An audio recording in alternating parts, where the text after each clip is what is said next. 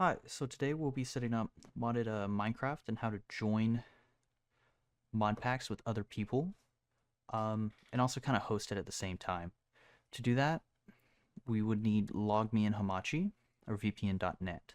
Now, this works as a direct connect. It will show your IP address to other people. Just want to give you a heads up. So only give the information to those who you trust, because there is some safety concerns that can happen because of that. But whenever you do install it, it's going to pop up with an install screen.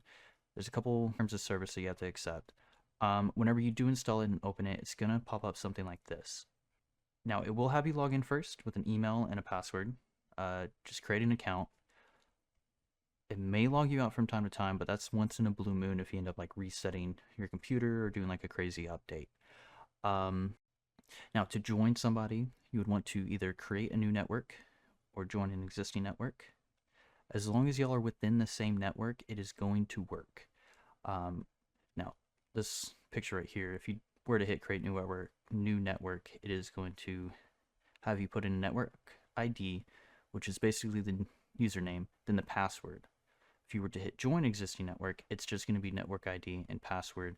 If you join it, it's going to have something like this.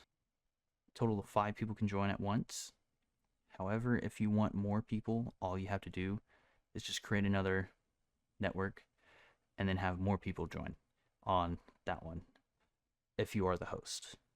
Basically, everyone just has to be directly connected to the one running the server.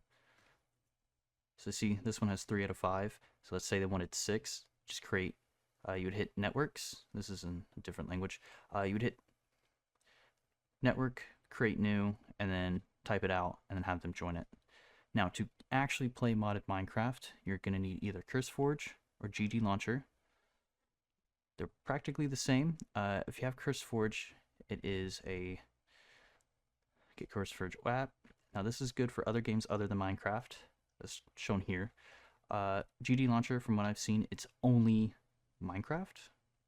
And you can import mod folders and mods that you have made or have from CurseForge onto here.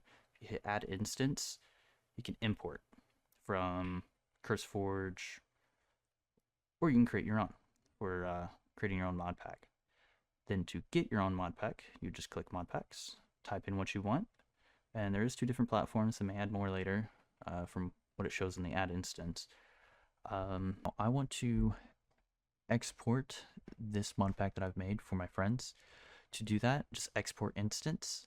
Now, doing that, I can choose either CurseForge or Modrinth. I can decide where I want to export it at, what files I want to export as well. I haven't actually made this or used it for anything, but there should be other files in here, including save files, I would imagine.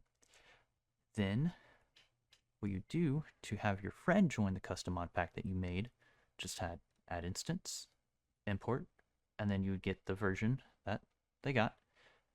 And then you would find the file and import it that way.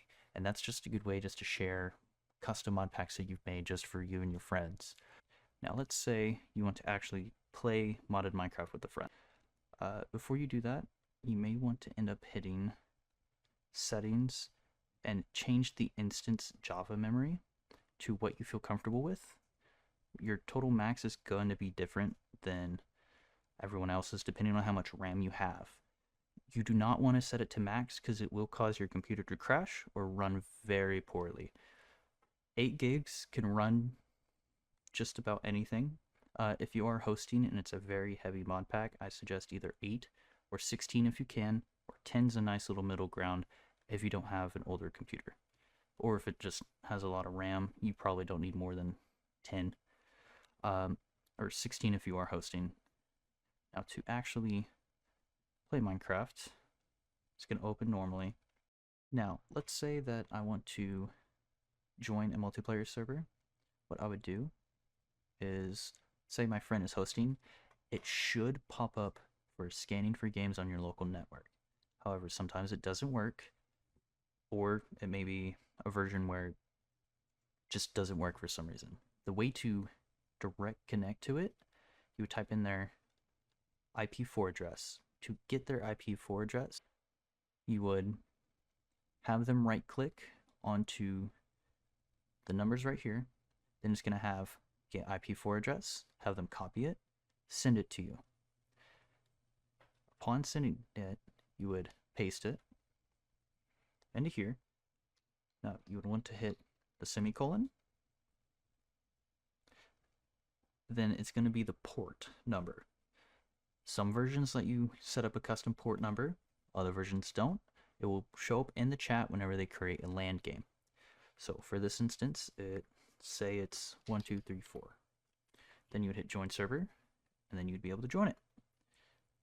Now, let's say you want to host. I have my own world right here.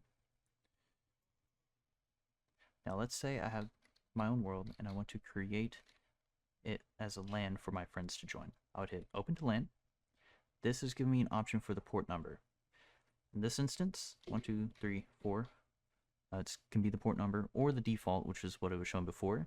Kind of, if you trust your friends, allow commands, choose their game mode. Then you'd hit start LAN world.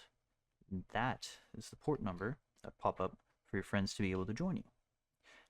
Now let's say you want to change the RAM on a mod pack that you have. To profile options, you can change the RAM as well. You will have to unclick use system memory settings.